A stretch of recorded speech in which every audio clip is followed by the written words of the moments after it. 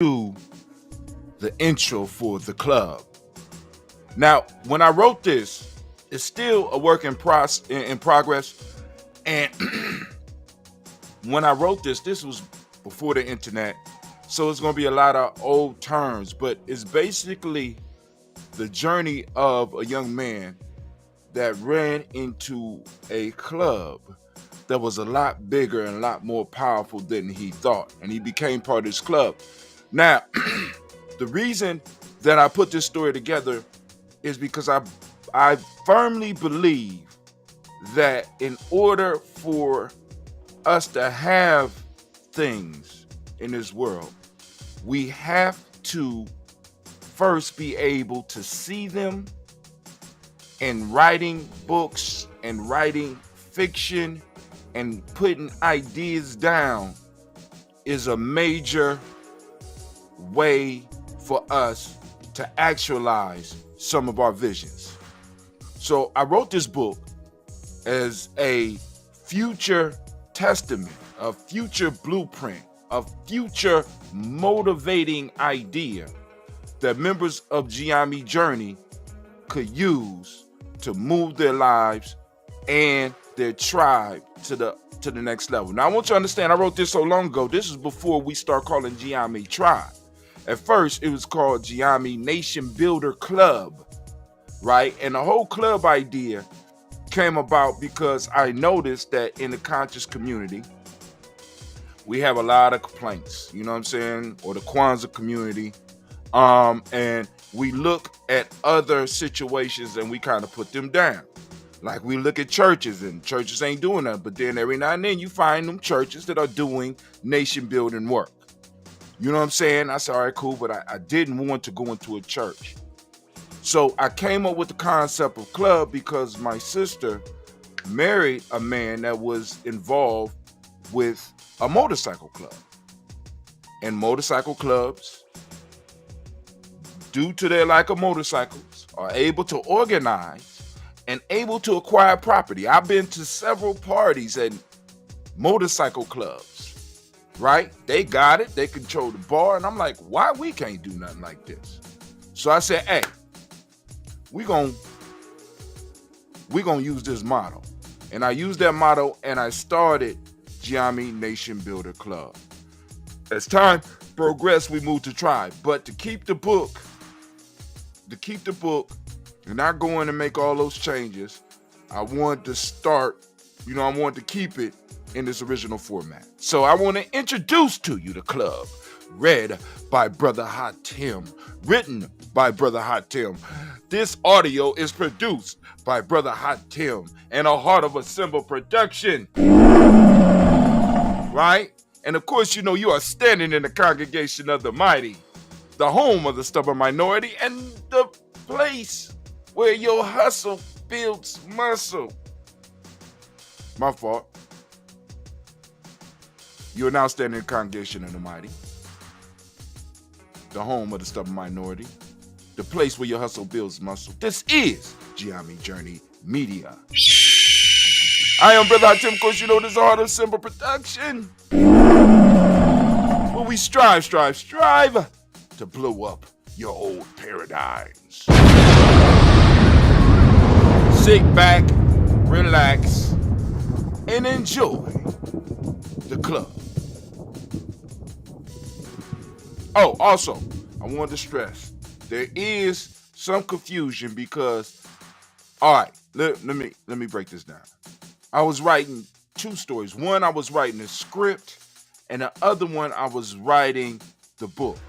I was writing the club, but in my writings and over time, because like I said, this was done years ago, I mislabeled this one the Baba, and you might find it in different forms called the Baba. But the Baba was actually a script that I was writing because I ran into somebody who at that time was really into videos, and he wanted to do it, but we kind of didn't see, our visions didn't meet. He wanted us to be in loincloths and shit. Like, yo, all my shit is, I'm modern time. I don't wear no, you know what I'm saying? I ain't wearing no loincloth. You know what I'm saying?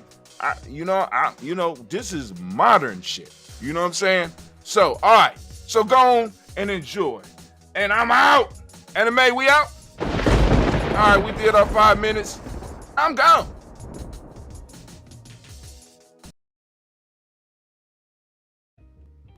Peace. This is Brother Hatim, and I want to welcome you to a reading of the club. I will be breaking this down into 5-minute sections so that you can keep up with the adventures. So let's move. Timer is starting now. My adventure began in a little coffee shop called Brothers. In this place, you will find a mixture of people talking business, talking about the latest politics, news, or just sitting silently enjoying their tea or coffee. I am a customer. About 4 months ago, you would never have found me in a place like this. They served no alcohol, there was no women that I could try to take home with me. I recently, 3 months ago, stepped away from the game. I just could not do it anymore. I had been hustling since I was 16, but for some reason, I just could not continue on this path. I had negative feelings about what I was doing prior to 3 months ago, but that is when I really realized I needed to stop. Usually, I could just quiet my conscience by buying myself something, or better yet, buying someone else something, but this time it wasn't satisfactory. Shopping could not and would not silence the screaming conscience this time. I realized I needed to change when this girl I had been serving for years came to do business. She was cute, but she was a crackhead. I never mixed business with pleasures. She asked me for her usual, but right away, I noticed that she was pregnant. Now, first off, I had served many pregnant women before, but this time it felt different. I stopped in my tracks. She said, "Nigga, what are you doing?" I said, "Baby girl, you're pregnant. And still fucking with this shit? Like you really give a shit. Nigga, you gonna serve me or do I have to go down the street?" "Hold on," I told her. "Hold on. You are not concerned about that life you're carrying? Motherfucker, I don't give a fuck about anything but that shit you holding in your hand.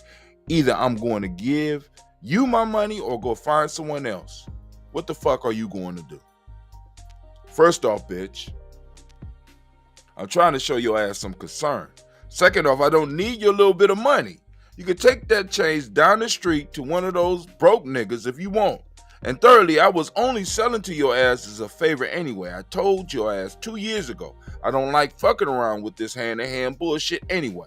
Just get the fuck on. Well, fuck you too, Mr. High and Mighty. After that shit, I decided that I could not be involved with that anymore. Anything that could take control of a person like that and allow them to have total disregard for themselves and everyone around them,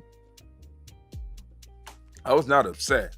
I just needed to get away and think for a while. I went to my car and left town for about 2 weeks. I was not upset. I just needed to get away and think for a while. I got a small motel room and tried to clear my head. When I came back to town, I cleared up my debts and left my crew. Shit, that was all I ever had known, and it burnt my heart that I had to leave my friends to find something better.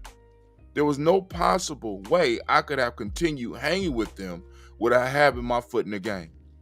I stumbled on this place, Brothers, about 2 months ago when I was looking for somewhere safe and out of the way to chill. I'm not hurting for money right now, but those streets keep calling me. I found out that I was just as hooked on the life as my customers were. I thought I was escaping a curse, but money is the biggest drug. I actually miss being able to spend freely and having control over others. So now, I just come in here to think and drink some tea. Each time I come, I try something different. They got herbs for everything in this joint. Shit, the tea I'm drinking today is supposed to help my nerves, which I need. It has been hard trying to stay out of sight. I had to change my sleeping pattern, and I am used to being up all night, but if I'm going to change my life, I need to switch that up. So I try to stay up all day so that I will sleep at night. Sometimes it works, but most of the time, it doesn't. I had to move because my partners were trying to find me and help me change my mind. See, misery loves company. I had to change all my numbers. Now no one can get in touch with me. And I threw away my cell, my smartphone, with all my numbers in it, which wasn't that smart. Just in case I got the urge to call one of my friends. I never memorized phone numbers. The only numbers I like rolling through my head are those with dollar signs up front. Oh man, we have to stop right here, family. So, tune back in and see where we go on this journey. Peace.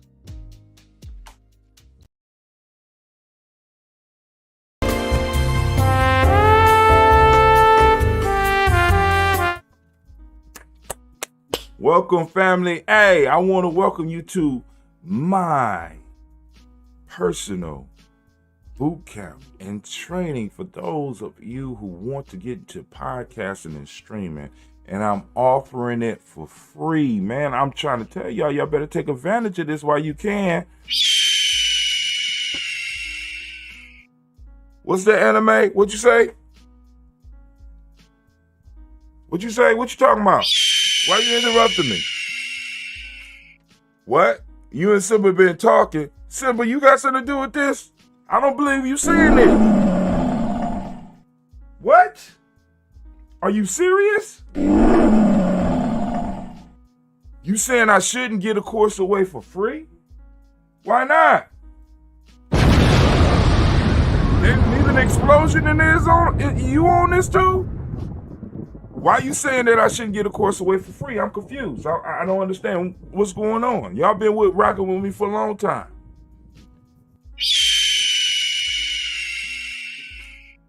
For real? All right. Y'all don't speak Lion. You don't speak Phoenix. You don't speak Explosion. What Anime just broke down, she said, Brother Hatim, if you make the course free, people won't value it, nor will they finish it. So they telling me not to make it free. Am I understanding y'all correctly? All right, Explosion, I got you. Explosion said, boom. Now, you got to listen to the intonations, though, right? You got to listen to those intonations. He said, boom.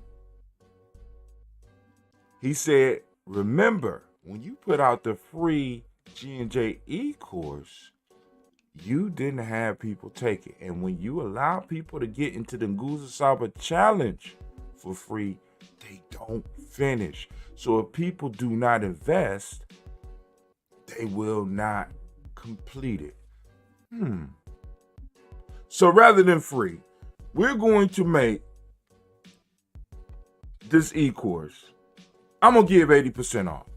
We're going to give 80% off. If you click the link below right here, I will give you 80% off of the e-course. It's no longer free. All right. So thank you very much. And I'm out.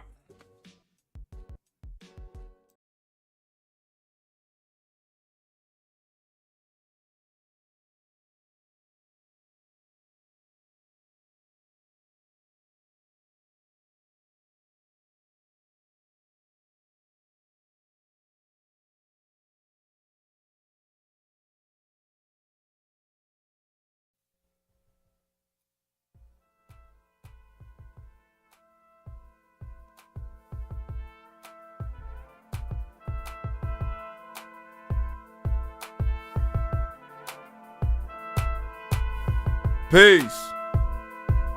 This is Brother Hatim of the Gye-Nyame Nation Builder Club and the Institute of Self-Mastery, bringing another segment of our Nation Builder series. This is a supplemental CD. What I want to cover in this CD is meditation. Many people who listen to my Self-Mastery series has asked me, how do we get access to this true self that you speak about? So I decided to put out a more practical CD.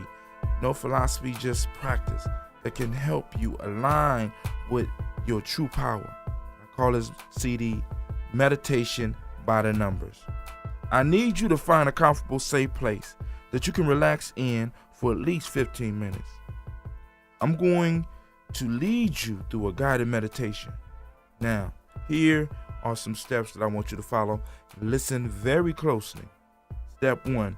If you have a certain issue that you want to work on, that you want to take to your true and sacred self, stop the CD and write them down or put it firmly in your mind. The last thing you want to do is to work your way all the way through the meditation and get there and start trying to make up things that you want to deal with. You want to be prepared when you enter your sacred space, when you enter you'll enter the room with your true self. I suggest you work on one issue at a time. You own the CD so you can redo the process as many times as you like. Step 2, make sure you are in a quiet place where you won't be disturbed. Please do not be driving or working with heavy equipment while you listen to the CD. I'm not responsible for you falling asleep and crashing or tearing somebody's property up because you driving a bulldozer. I'm not trying to go through those issues. Either lie down or assume a meditation posture. Step 3, we will breathe through our nose in this exercise.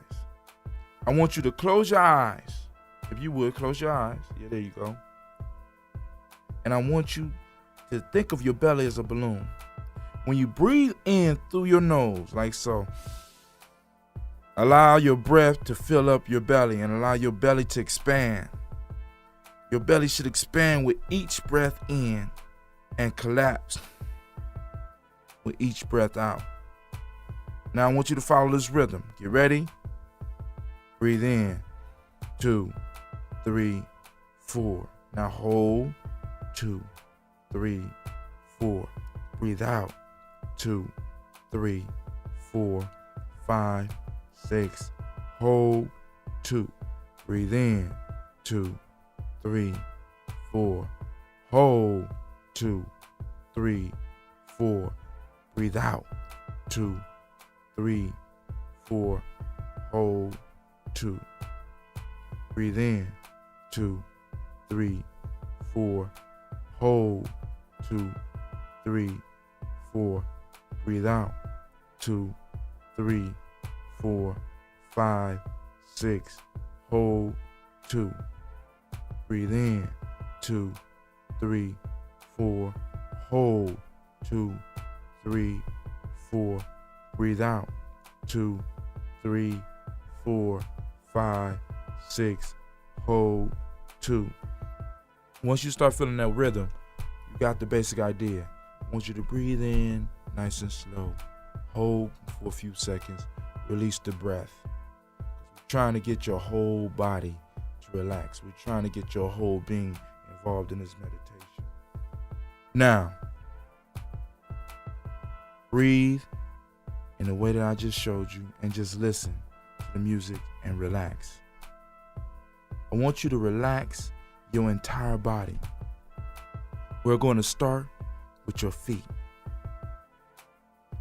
Let your feet totally relax and focus on your feet and all its parts. Relax each toe and allow the sensation, this force of relaxation to move up into your ankles and allow them to relax and feel the warm sensation move through your ankles up into your calves. Relax. Now move energy to your knees. Relax.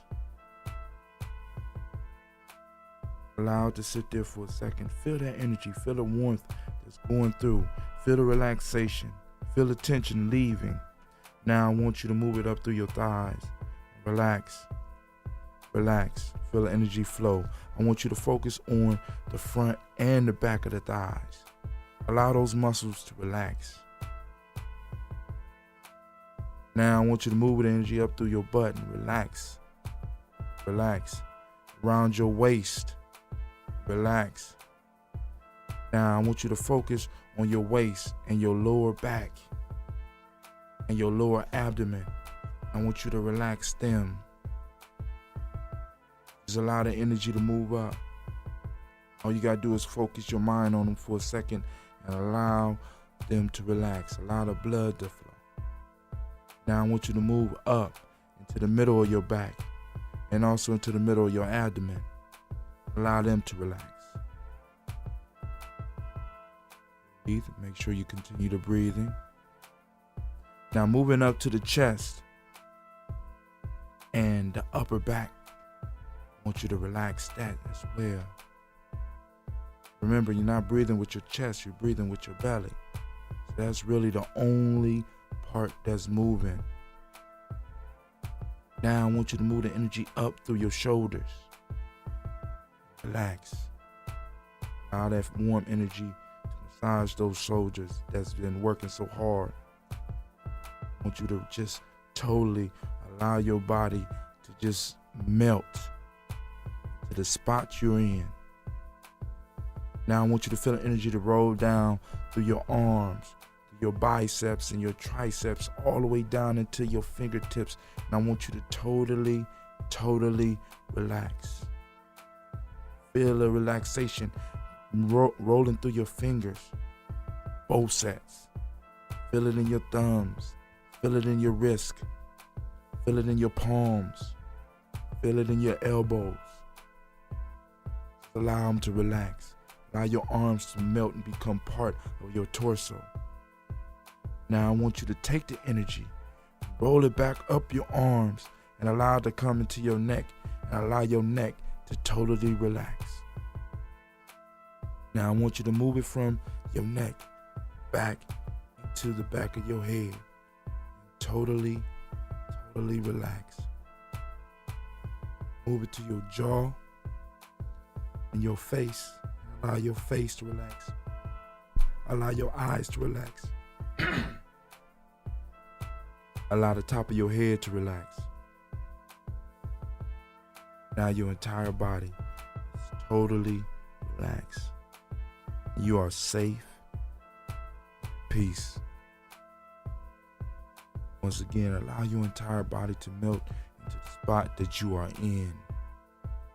Become one with that environment by allowing all of the muscles to totally release any tension and any energy that may be inhibiting, that may be stopping them, that may be giving you cramps or giving you stiff necks. I want you to relax all that.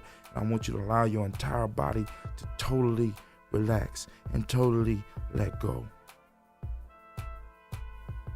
Now, if for any reason this session is interrupted, you will come to full consciousness, feeling fully rested and full of energy to deal with the issue, whether it's the CD just cutting off or whether it's an emergency that may be happening in your house. Because I don't want us to get so relaxed that when we get deep down in there, we can't come out. So you are relaxed. But if anything pops off, you're going to come through in full consciousness and be fully ready to deal with it, fully rested, and with all your faculties. So go on and relax because you are safe. You're in your Creator's arms. Now continue breathing. Now we'll begin to count. And with each number, our relaxed state will increase by 9 times. 9 times. Totally relax. Listen to the music. Listen to the beat. Allow it to flow through you. Once again, allow your body to melt into the very spot that you are in. I'm going to count down, starting with 10. And when I get to 0, be totally relaxed, totally at peace, and in the presence of your higher self. So I start with 10. This is the number that symbolizes our perfection. And in us Realizing this perfection deep within, we can relax and be at peace and learn to live with our true nature, which is truly perfection. We are 10. We realize who we are, and we realize our perfection in our relaxed state. Allow ourselves to sink 9 times deeper into the meditation posture, into the meditation mind state. We allow ourselves to go deep. Now we are 9. As I say 9, we go a little bit deeper. 9 is the symbol of our completion. We are complete beings, and all that we need lies within and is waiting for us to speak and live it into existence. And in our knowingness, we can relax even more. We go deeper into our lesson, into our unconscious, into our subconscious, till we are approaching our higher self. And now we are at an 8. As we sink deeper into relaxation and peace, we are reminded by the symbol of the 8 that all power lies within us. The infinite power of the heavens and the earth, the spirit and the material, lies in our true self. So we continue our journey in safety as we become even more relaxed. We approach a state that our ancient ancestors called Hotep or Haytep, state of total and absolute peace. And we move to 7 as we sink 9 times deeper. Symbol 7 reveals that through our relaxation, we move toward what is perfect within us. All that we have experienced and studied are lying in our infinite intelligence, waiting to assist us in our journey called life. So we go deeper, and relax, and allow all the cares of the world to fall off as we seek what is real reality. We are at 6. We go 9 times deeper than we have ever been before in our relaxed state, in our meditative posture, as we approach a trance state. The symbol of 6 speaks to our family, first internally and then externally. 6 reminds us that we have family within that we must nurture. The family of the spirit, mind, emotions, and body. 6 again speaks to us of our completeness and perfection we seek, usually outside ourselves. But this perfection lies deep within our souls, deep in our hearts, deep within where our true self, our higher self rests. And now we are at 5 as we go 9 times deeper. Meditation. Symbol of 5 speaks to the true freedom that lies within. And by us embracing this freedom, we can go deeper into our meditative state. Now we move to 4. Go 9 times deeper. Symbol of 4 speaks to us of the internal order that lies within, coincides with the outer order of the grand universe. By embracing the 4, we move deeper into our meditative state, totally at peace, totally relaxed. Only thing that even approaches our mind is preparing ourselves to greet the higher part of who we are. 3. I count 3. At the count of 3, we go 9 times deeper. The symbol of 3 reminds us of our ability to communicate with the power that lies at the true center of our lives anytime we choose. The number 3 reminds us that we have a constant access to that higher power, whether we call it God, whether we call it Allah, whether we call it Buddha, whether we call it Netaru or just Neta, whether we call it Amen, it does not matter. We have a constant and eternal access to this. We have a eternal link up, as they would say, with the internet, with this power. This brings us to 2, and we are 9 times deeper than we have ever been before. We are totally relaxed. It's almost as if our body is floating. As I count 2, symbol 2 brings us into a mode of cooperation and trust with our true self and our Creator. Realizing this, we go deeper into a state of relaxation. We have a cooperation, we have a relationship with this higher power that's not contingent on our ego. It's not contingent on what we have or where we work or what other people think about us.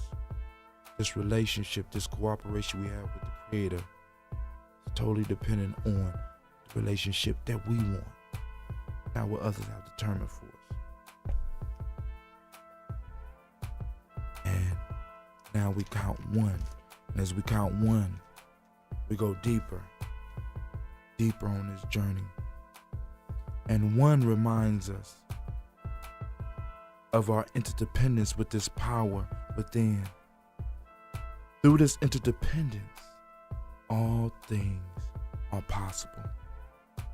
At this point, we are totally relieved, relaxed, and approved, and approach the Holy of Holies within at the speed of light. At the next count, we will be in the presence of our true self, and we are ready to commune with this absolute, complete, and perfect part of our being. 0. At this point in time, we have reached a state of total relaxation, and we are in the presence of the ultimate power. 0 is the symbol of the ultimate reality. Now that we have reached this point, next time we want to come here, it will be easier for us to attain this state. The more we practice, the easier it becomes for us. Now it's time for you to commune with the power that lies within you. Stay as long as you like. When you are ready to return to consciousness, you can and will come back. When you return, you will be totally renewed, regenerated, and full of energy to manifest what you need in your life. I'll leave you in peace and with the blessings of our Creator and our ancestors. Remember this: expect a miracle and a change in you. Ashe, Ashe, Ashe.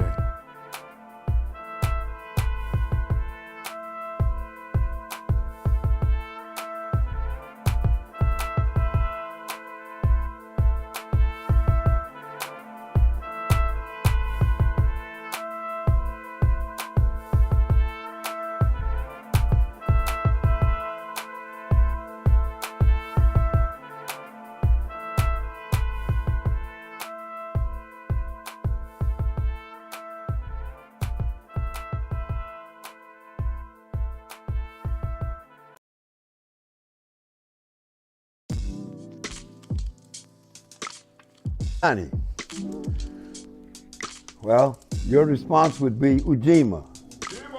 Right, that's today. Today is the 3rd day of the celebration. Of course, the celebration begins January 2nd. Actually, not the celebration, but the work. Ujima, collective work and responsibility. So we'll begin different today than we've run before. We were talking about it, then we lit the candles, the Umoja and Kuji Chagalia. But today we're gonna light Ujima first, and then we're gonna talk about it. But in order to do that, we would have to take and bless, name this particular principle, this candle as that particular principle. So I'm also putting on some frankincense and oils, blessing that, and looking at it from the point of view that this is represented Ujima. Remember the three areas, the body, the wick, and the flame, and they all come together as one. And so we've already named this candle here as Ujima, and we want to now do it. I'm going to light this candle in the name of Ujima.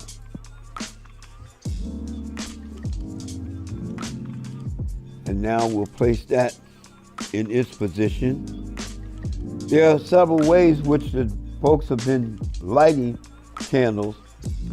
My particular method is coming from when I was at Jekyll Island, Georgia, with Dr. Karanga in the first National Kwanzaa. And that we started in the middle. It's also from the African Center for Study and Worship here. We started in the middle and went to the right, which is your left. And then we went to the left and then to the right, to the left, to the right, to the left. There's another way that's out now where you start in the middle with the black candle, you go all the way to the right, and then you go to the right again, and then you go to the right again, and then you go to the left, then you go to the, you go to the out and then come in and come in. And then there's one group that's doing the black, of course, candle all the way to the right, and then all the way to the left. Then the middle, then here. So there's several ways. These are different families doing that. We understand the concept, and we understand the principles and what they're named for. So that discussion will be a discussion, that we may or may not have. But in this particular family right now, we're looking at it from the drop of water, a drop that hits water and it moves out from the center.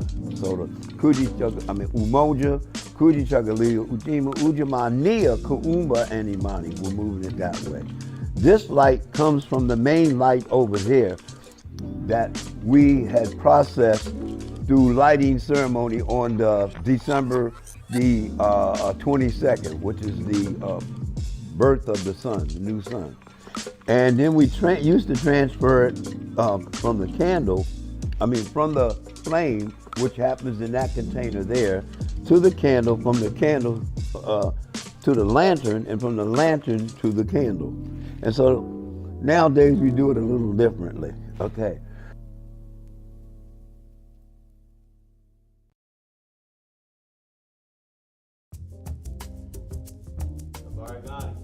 Yours is Ujima. Yours is Ujima'a. Yeah. Well, I'll say Habagani. You say Ujima'a, because it's cooperative economics. Okay. Habagani. Ujima'a. Yes. Cooperative economics, to build and maintain our own businesses, stores, and other businesses, and profit from them together. That's today. So we're gonna light the candle for that. Remember, we did Umoja, Kuji Chagalia, Ujima, and now Ujima'a. And we first want to take that candle out and take a look at it and put the blessing on it of what it is and what it represents. And then we will light that one in the name of Ujima'a. It's called, that means that this candle then becomes that. And we have to understand what that means. So we'll talk about that. And that goes here. Remember, there's several ways which folks light. This way, center, most all of them are the center black, and then we go right, left, right, left, right, left. Some go center black, right out here, left out here, and then come in, and then some go black, red, red, red, then green, green, green. So there's several ways. Our family does it this way: black, red, green, red, green, red, green, like that. Okay, what is cooperative economics? What is economics in general? Well, the first thing we want to talk about is the economics is a people economics. And that's person to person. The economics where I have a relationship with you and I'm helping you and you're helping me, and that personal economics, that investment in each other. That's not the one that we're actually living in and moving around in right now. The one that everybody seems to be looking at is the one called wealth. We understand what wealth is. That's how you accumulate actual, what we call in this country, money. That. Do you need that in order to survive? Yes. Wealth is based on couple of things, but one of them is land. How much land do you actually own? That's in your name. The deed is yours. It's not belong to someone else, the bank, or a group, another group. The deed actually belongs to you. So that's basically what we're talking about. So from your land, you can build on your land, do what you need to do on your land. So in this particular principle, what do we have around us right now that actually says that's what we're doing? Well, this particular school, from what I understand, Millennium Community School, is in the process of doing that, is accumulating land. So as a young person, what land do you control or own? That's why we emphasize the mkeka, the land, and everything else on the table of the Nguzo Saba sets on the mkeka, which represents the land. That's the ownership. And that shows that you are developing and doing things on that land. Now, so money then gets to be a complicated, complex, divisive piece if you look at it or perceive it that way. In a lot of things, how do I accumulate wealth, or how do I accumulate those things that need to satisfy me in the land? So that's the discussion that you need to have amongst yourself. How do you start with it? I'll give you an example. If you're playing Monopoly, how many of you played Monopoly? Raise your hands. You can talk to me too. If you played Monopoly, you can talk to me, those of you over there. Okay. When you start to play Monopoly, what's the first thing that has to happen besides picking out your little toy? What's the first thing? You collect $200. Well, in the system that we're in now, the culture that we're talking about, my particular culture, as we were brought into the game, we were not given $200. So every time we landed on something, how could we buy it? We had to borrow from somebody or something to that effect, right?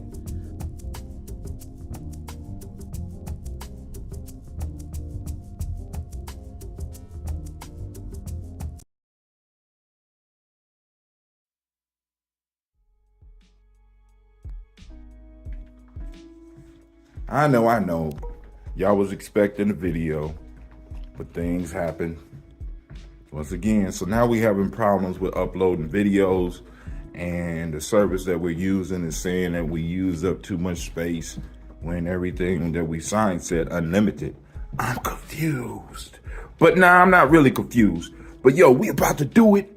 We're about to do it. Elder Tony is about to light the candle. And for those of you who want to get a deeper insight on the Kwanzaa experience, you have to get on our email list, because Elder Tony, Baba Tony, is breaking it down.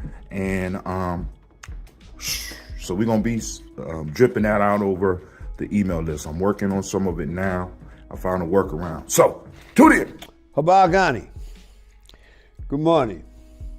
Well, this is the 5th day. As you can see, we had the other 4 days going. We're now going to move over to blessing and naming this particular candle, and we're doing it with the oil, and we have that going. And we're going to name this candle Nia for the fifth principle. And there's Nia and the purpose.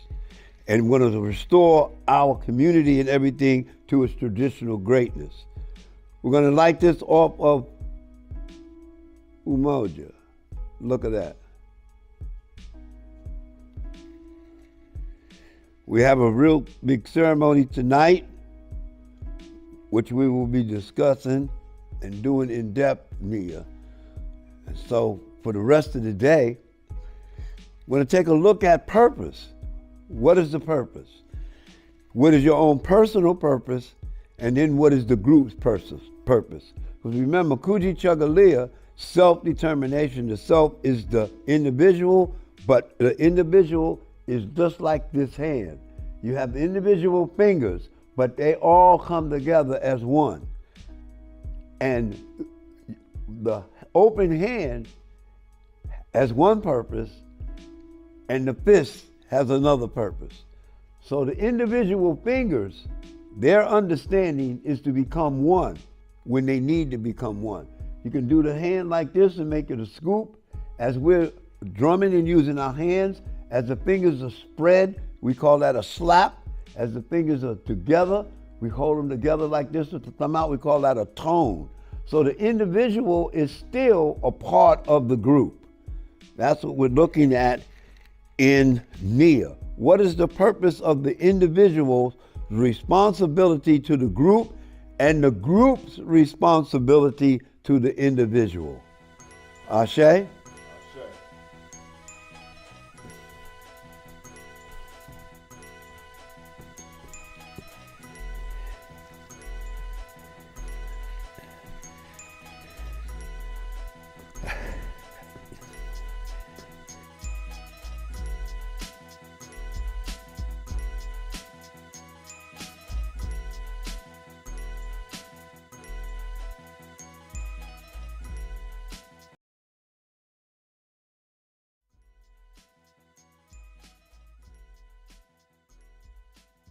Habagani.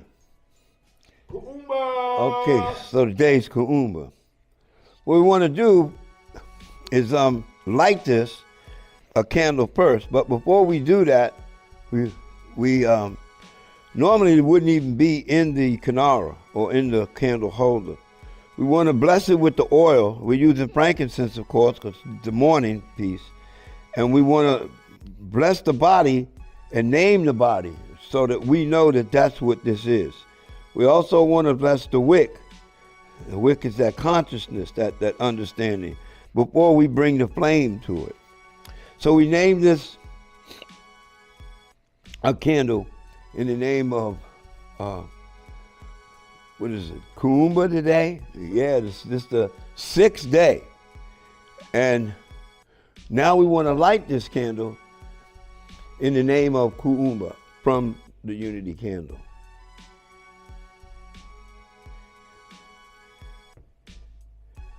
And just to make sure that the understanding from 1965 is done, I'm going to read it from one of the books. Kuumba, creativity. To do always as much as we can, in the way we can, in order to leave our community more beautiful and beneficial than when we inherited it.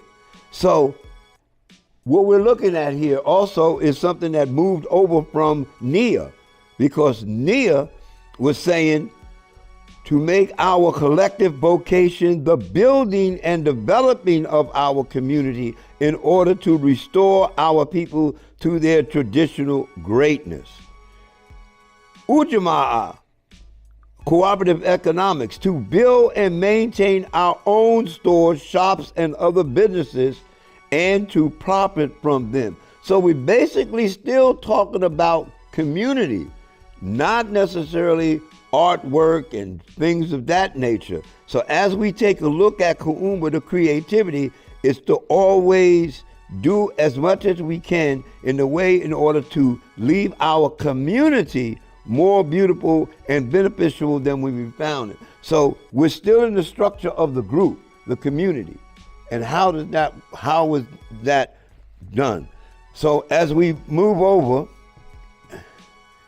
and talk, most of the time when we discuss how we interpret it from the perspective of artwork and doing things of that nature, basically a lot of this from 1965, pretty much 1865 too, with Juneteenth, was us talking about our community and our community and how to maintain that. How do we get creative in keeping the community alive, developing the community?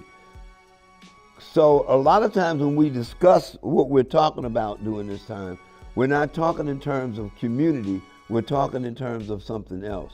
So I think that the rest of this time that we will be talking,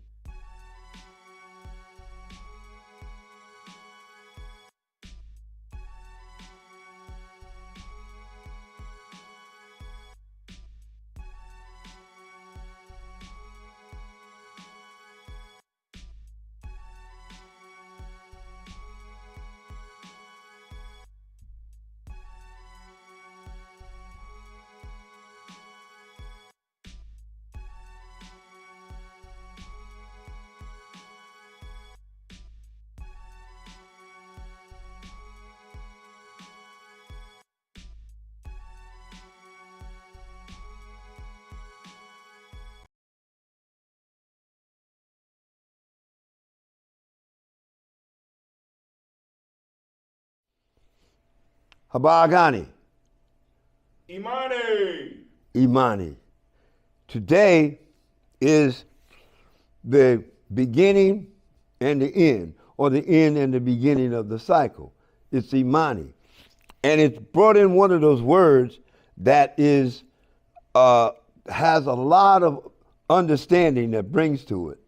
So what I'm going to do is do what I did a couple of days, a day ago, and say, it's going to read it from the script that was done September the 7th, 1965, Malana Karanga. Imani, faith, to believe with all our hearts in our people, our parents, our teachers, our leaders, and the righteousness of and victory of our struggle. Now, that's kind of saying a lot. So under the directions I had from one of my instructors, which was Dr. Marie Bekelsey, it asked us to interpret or to understand that, ingest it, and then bring it back out in our own words, how we understood that. So I understood that as my faith, if we're using that American word, British word, English word, it's based on knowledge. And by knowing the knowledge, observing the knowledge of what you do, when you do it, and how you do it, I'm able to understand the belief with my heart, our people, our parents, our teachers, our leaders, and the righteousness of victory of our struggle. Because my knowledge is based on observing you and seeing that you're doing what you said you were going to do. And looking at it from that perspective, I get a clearer understanding of faith. Now, the understanding of faith that most folks might go to would be another definition of the word. So the first thing we're going to do, of course, is to do like we've done with the others, is we're going to bless this candle and name it in the name of Imani. And there again, just like the other candles, the majority of the conversation is based on the community. It's restoring our community and everything. Everything is based on the group, the community. And I also want to say now, we'll name, as we did the oil, and we will name this candle in the name of Imani. And now I will light this candle in the name of Imani. This one is really a good understanding. Because, like we said, it's also very easy to move this into the understanding is faith. Is that when they translated that, were they talking about religion?